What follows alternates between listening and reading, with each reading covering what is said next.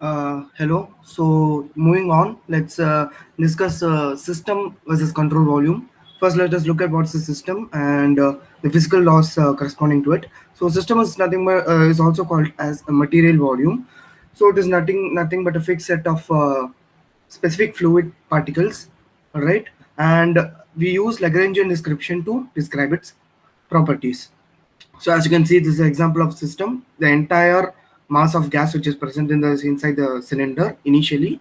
Later, the system would include the gas that was released also. Okay, fine. So the basic physical laws are conservation of mass, Newton's law of motion, and first law of thermodynamics, which are all applicable for a system. So conservation of mass is nothing but mass of system remains constant. And then Newton's law of motion, we know that time rate of change of momentum of a system is equal to the net force acting on the system. And then the first law of thermodynamics, as you know, is the total energy of the system is equal to net heat transfer plus net work transfer into the system. All right. So let's move on. So moving on to control volume. So control volume is nothing but an imaginary entity. All right. It's a fixed volume in space through which fluid may flow, and the fluid material inside the control volume will be continuously changing, and thus Eulerian description is used to describe fluid properties in this case. Control volume could be fixed or moving, and it could be deforming or non-deforming. Now, as you know, substantial derivative was the linking point between Lagrange and Eulerian description. Similarly, here we have something called as the Reynolds transport theorem, which is very important to relate the physical laws which are applicable to systems to the conservation equations, which we are going to be deriving for control volumes. Moving on. So this the Reynolds transport theorem. Let's start. So small b to represent intensive property, capital B represents extensive property, and thus capital B is equal to small m into b. This is straightforward, right? In when we are talking about mass conservation, small b will be 1. For momentum, it will be the velocity. For total energy, it will be small e, nothing but specific energy, right? So here we define capital B for the system, capital V for the control volume, as shown. Integral over system rho b dv, integral over control volume rho b dv respectively, and we can equate the time derivatives also. All right. Now for the derivation of the Reynolds transport theorem, what we do is we have to consider the B system at time t is equal to B CV at time t, that is coincident control volume and system.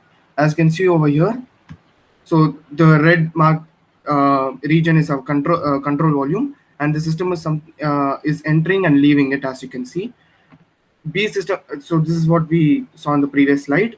Now after time dt, this is what we can write. As you can see, B system at t plus dt is equal to that of control volume minus that in region 1 plus the extensive property in region 2, and then we can manipulate and take the time derivative.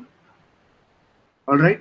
So and upon simplification, we'll arrive at the general form of the Reynolds transport theorem, and it is shown here, right? D by dt of integral system rho b dv equal to d by dt of integral control volume rho b dv plus this integral over the control surface rho b v dot nda. And of course we can get a simplified form by assuming average density, velocity, and velocity being perpendicular to the control surface, and then assuming only one inlet outlet, and thus we'll get this expression as shown. And again, you can see over here there are two components: the transient term d by dt term, and this is the convective term. All right. And in the special cases, that is in case of steady state, this d by dt term will go to 0, and for a batch condition, the convective term will go to 0. Fine, I hope this is clear. Now quickly let's go over these types of balances: integral and differential balances. So integral balance is over an entire equipment, and we focus on behavior like mass flow, induced forces, energy change, etc. However, differential balance, if you see, it is for a small region in equipment. So we'll be describing changes in the small region.